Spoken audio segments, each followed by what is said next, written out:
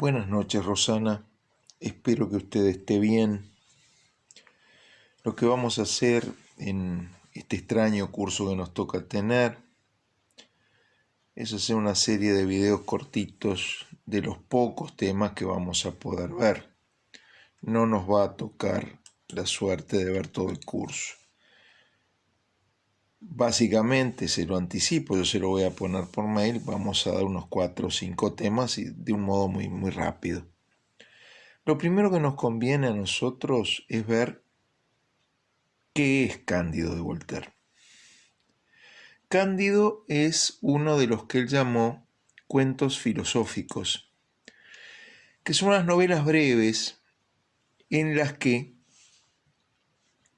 mediante el humor, Voltaire expone muchas de sus ideas sobre la política, la sociedad, la moral de la gente de su época. Esto es importante porque no es solo Voltaire el que lo hace.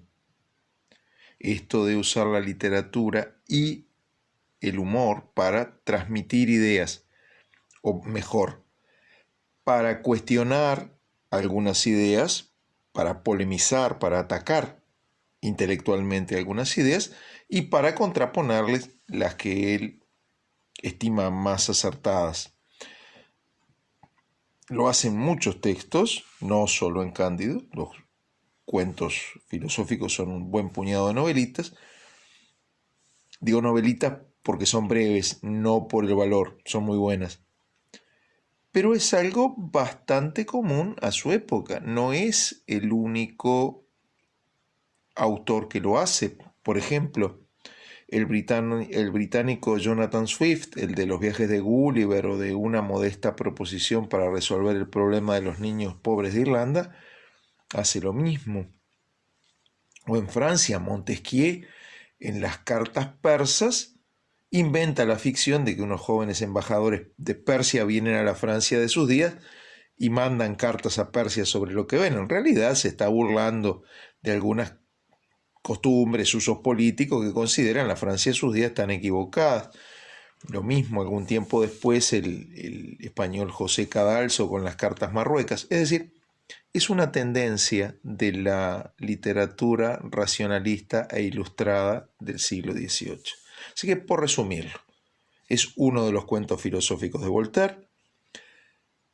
Hay humor en la novela. Esa narración, ese humor se usan para atacar unas ideas con las que Voltaire no está de acuerdo y afirmar o defender otras con las que sí. No es una excepción en Voltaire. Hay unos cuantos cuentos filosóficos que, recordemos, son unas novelas breves. Y no es una excepción en la época. Hay varios autores en la Europa ilustrada, racionalista del siglo XVIII que usan su literatura, su narrativa y su humor para discutir unas ideas, afirmar otras. Primer punto. Segundo punto, ¿cuál es el argumento de Cándido? En el castillo de una baronía alemana, en Westfalia, que es una región real de Alemania, cuando digo real me refiero a existente. Cuando digo una baronía, digo un feudo pequeño de un señor feudal de bajo rango. Y aclaremos que es un varón con B larga, no como el sexo masculino que es con V. Bueno, en el castillo del barón de Thundertentronckh, que aclaremos, ese feudo es imaginario. Alemania existe, Westfalia existe, Thundertentronckh no existe. Es como una especie de burla de Voltaire a lo alemán. Es algo así como si dijera, mire, ni idioma tienen, parece que ladraran cada vez que hablan o que estuvieran tosiendo, Thundertentronckh. ¿Ah?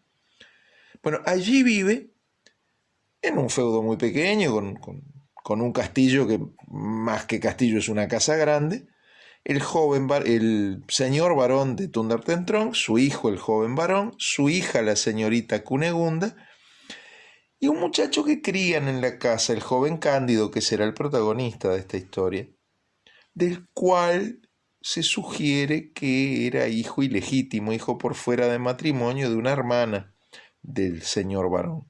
Y está también el doctor Pangloss, el maestro que afirma ser un sabio filósofo de los muchachos, del joven Barón, de la señorita Cunegunda y de Cándido.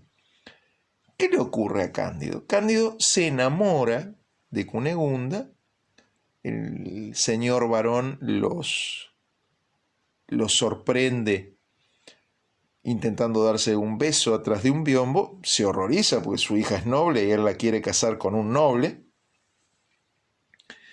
y lo echan a Cándido a patadas en el trasero.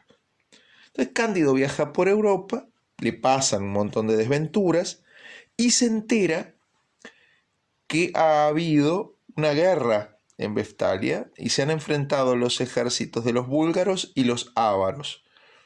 Vamos a entendernos, un ejército búlgaro nunca peleó en Alemania y los ávaros son un pueblo imaginario. Lo que está criticando es la guerra directamente. Y el pobre Cándido se entera de que todos murieron en la baronía, incluyendo a su amada Cunegunda y a su idolatrado maestro, el doctor Pangloss. Creemos que Pangloss quiere decir todas las lenguas, o tal vez en otra interpretación quiere decir pura lengua, es decir, habla, pero no hay mucho saber atrás de ese discurso. Bueno, ¿qué va a pasar a lo largo de toda la novela en la que Cándido viajará por diversos lugares de Europa, por América y volverá a Europa, terminando por instalarse en Constantinopla, en lo que hoy llamaríamos Estambul, en Turquía? Bueno, va a pasar que constantemente van a reaparecer, porque no se murieron, Cunegunda, Pangloss y el joven Barón.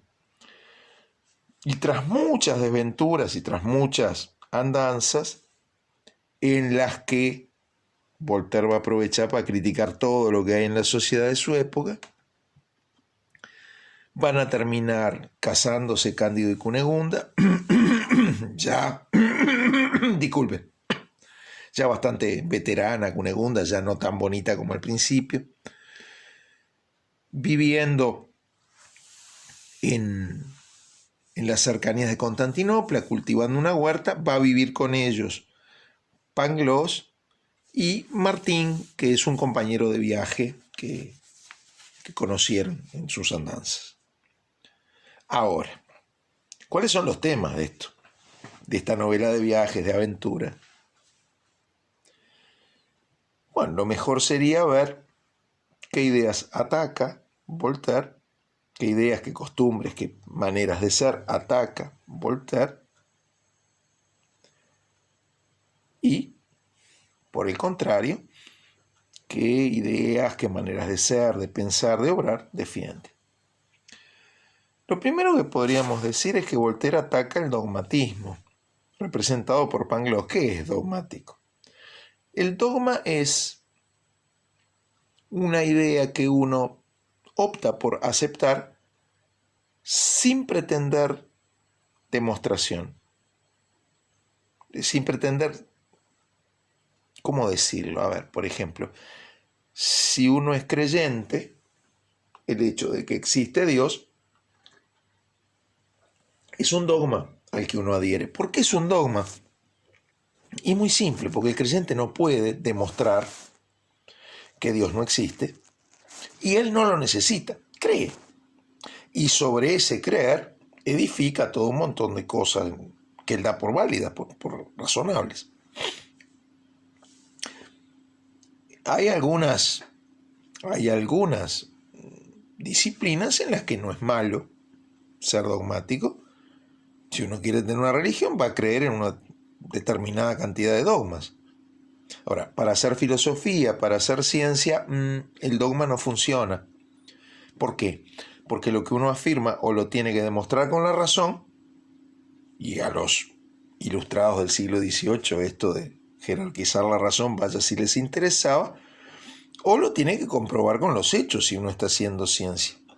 con evidencia experimental, observable o experimental. Entonces, la primera cuestión es criticar el dogmatismo. En segundo lugar, critica, por un lado, a lo que llamaremos religiones reveladas, es decir, esas que creen que Dios en determinado momento, mediante un profeta, un libro sagrado, se revela a los hombres y que hay una sola religión verdadera.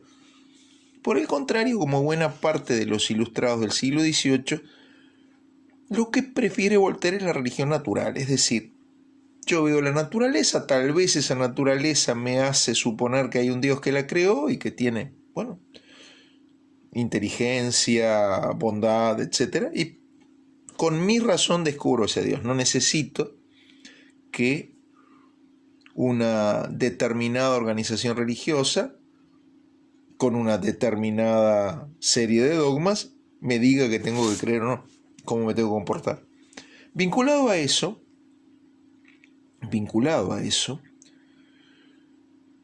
Voltaire ataca la idea de que los estados tengan una religión oficial y mucho más aún ataca la idea de que los estados persigan a los que no tienen esa religión, que cuando analicemos el capítulo sexto, un poquito que lo vamos a ver eso. ¿Qué más ataca Voltaire? Voltaire ataca el fanatismo, ataca el pensamiento mágico, el creer que mediante operaciones sobrenaturales podemos cambiar lo natural. A ver, en el capítulo sexto, que trata del terremoto de Lisboa, terremoto que existió, fue lo que disparó que él escribiera esta novela, se va a ver a unas autoridades de Portugal convencidas de que si queman en la hoguera herejes, es decir, gente que se aparta de la fe católica, que es oficial en ese reino, van a lograr que no haya más terremotos. Por supuesto, Voltaire hace que al final de esa quemazón de herejes haya otro terremoto más. O sea, está discutiendo el pensamiento mágico. Le parece una forma equivocada de pensar. Prefiere un pensamiento más racional y más centrado en la razón. Combate también el optimismo extremo. Hay un filósofo alemán, Leibniz, que sostiene que estamos en el mejor de los mundos posibles, pero además algunos de sus discípulos sostienen que en el mejor de los mundos posibles todo está bien. Entonces, ¿para qué vas a cambiar nada? ¿Para qué te vas a esforzar si todo lo que hay está bien? Esa tesis, esa idea, es muy peligrosa.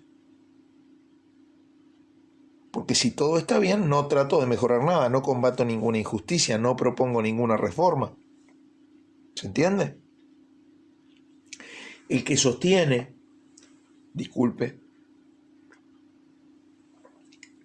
el que sostiene esa idea, el que simboliza esa idea y el dogmatismo es Pangloss. Pangloss cree que todo está bien en el mejor de los mundos posibles y que no hay que hacer nada por mejorar nada. Eso a Voltaire no le gusta. Por supuesto que combate también, que está representado por Martín, la postura opuesta, el pesimismo absoluto. Es decir, todo está mal en este mundo. Fíjese que a los efectos prácticos, el optimismo absoluto y el pesimismo absoluto son contrarios que se tocan, porque cualquiera de los dos lleva a no hacer nada. Total, si todo está mal, ¿para qué me voy a esforzar por cambiarlo? Y si todo está bien, ¿por qué voy a cambiarlo? ¿Ah? Combate también Voltaire los prejuicios de la nobleza. Eso se ve, por ejemplo, en el joven varón o en el señor varón, que ponen el grito en el cielo, se escandalizan, se niegan sistemáticamente a que Cándido se case con Cunegonda, porque ellos son más que Cándido. Eso lo critica. Entonces, de nuevo, ahí vimos básicamente las ideas que critica.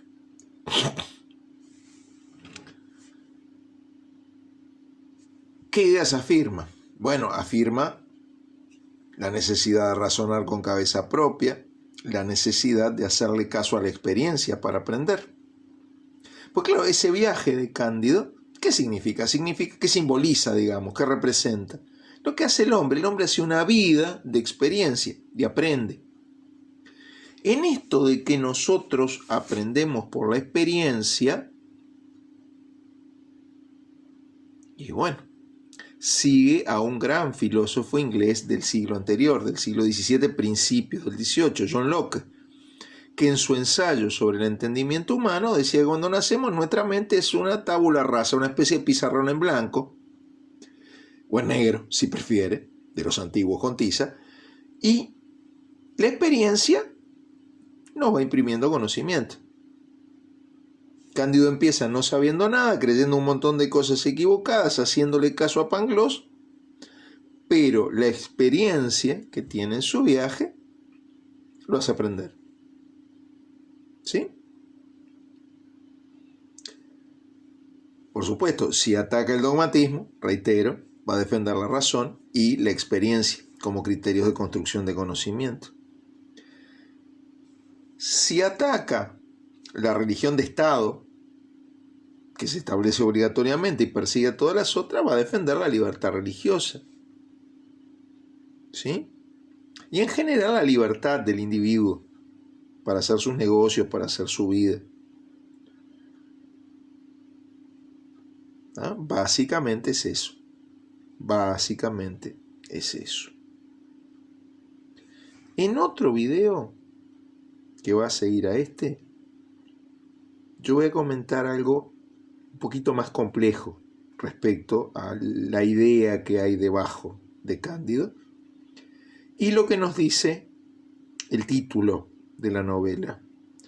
Para después, en otro video, cortitos, ¿veo? Ya ve que este ha durado un poco más de un cuarto de hora. Siéntase en libertad de masticarlos, pensarlos, pararlos, volverlos para atrás, mandarme correo electrónico y haga todas las preguntas que quiera hacer sobre lo que no entienda. ¿Sí? Decía que en el próximo video vamos a ver otro tema un poco más complejo de tratar, por eso lo separo, y vamos a ver el sentido del título de la novela. Y en una serie de 4 o 5 videos más, así de 10, 15, 20 minutos, vamos a analizar el capítulo 6. Le deseo que esté bien.